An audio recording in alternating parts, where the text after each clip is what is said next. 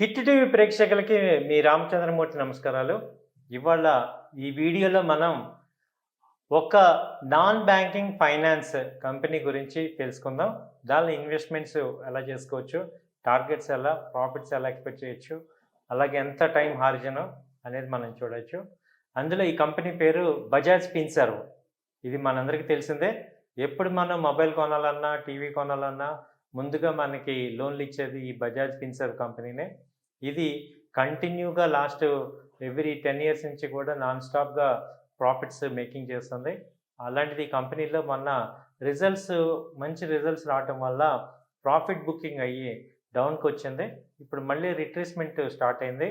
కాబట్టి మళ్ళీ మనం ఎంటర్ అయ్యి మంచి ఇన్వెస్ట్‌మెంట్‌గా ఇది ఆర్జిన్ తీసుకుంటే మంచి ప్రాఫిట్స్ మేక్ చేయొచ్చు. అలాగే ఈ బజాజ్ ఫిన్సర్వ్ ఒకసారి ఫైనాన్షియల్స్ ఓవర్ వ్యూ చూద్దాం. దీని మార్కెట్ క్యాపిటలైజేషన్ వచ్చి 2,41,000 కోట్లు దీని మార్కెట్ క్యాపిటలైజేషన్. అలాగే బుక్ వాల్యూ వచ్చి 252 ఉంది. సెక్టార్ పిఈ 25 ఉంది. ఎర్నింగ్ పర్ షేర్ తీసుకుంటే ₹44 ఎర్నింగ్ పర్ షేర్ ఉంది. అలాగే price to equity ratio PE ratio 34 ఉంది. తర్వాత ప్రైస్ టు బుక్ వాల్యూ తీసుకుంటే 6 టైమ్స్ ఉంది. అలాగే 52 వీక్ హై తీసుకుంటే ఇది ఈ ఇయర్‌లోనే 1844 దాకా వచ్చింది. అలాగే 52 వీక్ లో తీసుకుంటే 1215 దాకా వచ్చింది. కాబట్టి ఇది ఇప్పుడు ప్రెజెంట్ నేను ఈ వీడియో చేసే టైంలో రేంజ్ 1500 దగ్గర ఉంది. సో ఇది ఎంట్రీ పాయింట్ ఎక్కడ, టార్గెట్స్, స్టాప్ లాస్‌లు ఇయన్నీ కూడా మనం చూద్దాం. సో ఇప్పుడు ఒక్కసారి మనం ఫైనాన్షియల్స్‌గా కూడా చూసుకుంటే ఈ కంపెనీ ఎలా ఉంది? లాస్ట్ 5 ఇయర్స్ దీని యొక్క వాల్యూమ్స్, టర్నోవర్స్ ఎలా ఉన్నాయి? సేల్స్ ఎలా ఉందనేది చూద్దాం. ఇది 2019లో 42,600 కోట్ల రెవెన్యూ జనరేట్ చేసింది. అలాగే 2020లో 54,000 కోట్ల టర్నోవర్ అయింది. అలాగే 2021లో 60,600 కోట్ల టర్నోవర్ వచ్చింది. 2022లో 68,400 కోట్ల టర్నోవర్ రెవెన్యూ జనరేట్ చేసింది. ఇప్పుడు 2023లో 82,071 కోట్ల టర్నోవర్ అనేది ఈ కంపెనీ రికార్డ్ స్థాయిలో నమోదు చేసింది. కాబట్టి లాస్ట్ 5 ఇయర్స్‌లో చూసుకుంటే ఇది ఎవ్రీ టైమ్ కన్సిస్టెంట్‌గా గ్రోత్ ఇస్తుంది. అలాగే ఇది ఇప్పుడు 82,000 కోట్ల రూపాయల టర్నోవర్ రావటం అనేది ఇప్పుడు లాస్ట్ 5 ఇయర్స్‌లో అత్యధికంగా వచ్చింది. కాబట్టి దీని యొక్క ఎప్పుడైతే టర్నోవర్ ఎక్కువ ఉంటుందో ప్రాఫిట్స్ కూడా అలాగే ఉంటాయి కాబట్టి సో దీని ప్రాఫిట్స్ పెరుగుతున్నాయి కాబట్టి దీనిలో స్టాక్ వాల్యూ, షేర్ ప్రైస్ కూడా పెరుగుతుంది. అలాగే ఎక్కువ మంది ఇన్వెస్ట్ చేయడానికి ఇంట్రెస్ట్ చూపిస్తారు. కాబట్టి ఇప్పుడు ఇది ఎంట్రీ పాయింట్‌లో కరెక్ట్‌గా ఉంది. అలాగే ఇప్పుడు టెక్నికల్స్ కూడా ఒకసారి చూద్దాం.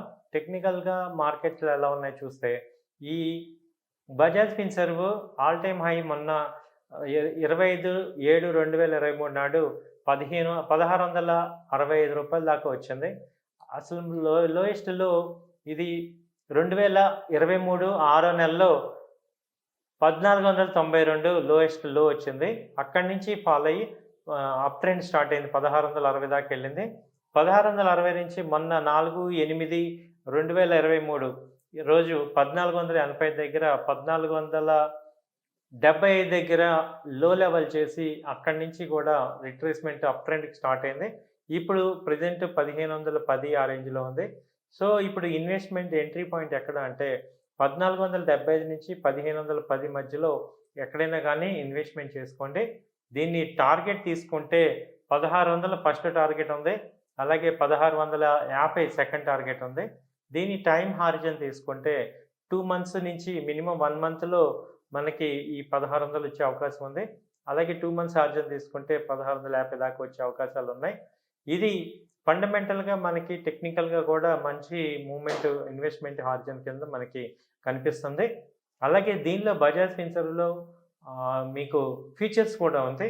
దీని లాట్ సైజ్ వచ్చి 500. సో అది కూడా 1,510 ఆ రేంజ్‌లో ఎంట్రీ అవ్వండి. ఇది టార్గెట్ తీసుకుంటే 1,570 దాకా ఉంది. స్టాప్ లాస్ 1,470 స్టాప్ లాస్ తీసుకోవచ్చు. అలాగే ఇది కనీసం ఒక 3,00,000, 4,00,000 ఇన్వెస్ట్‌మెంట్ ఉన్న వాళ్ళకి మాత్రమే ఈ ఫీచర్స్‌కి అవకాశం తీసుకుంటే మీకు రిస్క్ రివార్డ్ అనేది మనకి కరెక్ట్‌గా వర్కౌట్ అవుతుంది.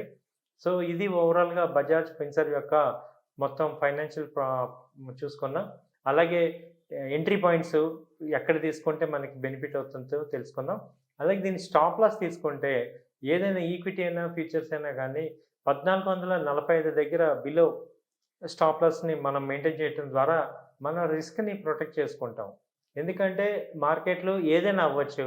కాబట్టి మనం ఒకవేళ పాజిటివ్‌గా ఉంటే ప్రాఫిట్స్ తీసుకోవాలి. నెగెటివ్ అయిందనుకోండి, తక్కువ అమౌంట్‌లో మనం బయటపడటం ద్వారా మనం ఎక్కువ అమౌంట్‌ని లాస్‌ని ప్రొటెక్ట్ చేసుకుంటాం. సో, ఇది టెక్నికల్‌గా ఏది మాట్లాడినా ఇది స్టాప్ లాస్ అండ్ టార్గెట్ మధ్యలో చేయటం ద్వారానే మనం ఓవరాల్‌గా సక్సెస్ అవుతాం మార్కెట్‌లో.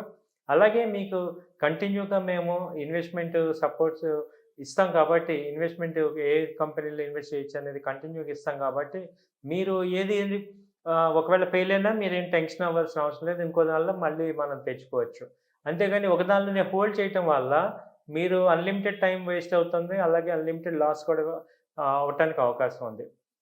అలాగే ఈ బజాజ్ ఫైనాన్స్ కంపెనీ అనేది పూర్తిగా నా వ్యక్తిగత అభిప్రాయం మాత్రమే. మీరు ఒకటికి 2 సార్లు ఆలోచించుకోండి. ఒకసారి మీరు కూడా మా చార్ట్స్‌ని చెక్ చేయండి. చెక్ చేయడం ద్వారా మీకు కూడా ఒక ఐడియా వస్తుంది. అలాగే మీ యొక్క ఫైనాన్షియల్ కెపాసిటీ కూడా చెక్ చేసుకోండి. ఒకటికి 2 సార్లు. ఆ తర్వాత మీరు ఇన్వెస్ట్‌మెంట్ చేసుకొని దాని యొక్క బెనిఫిట్స్ తీసుకోవాల్సిందిగా కోరుచున్నాం. థాంక్ యూ అండి. నమస్తే.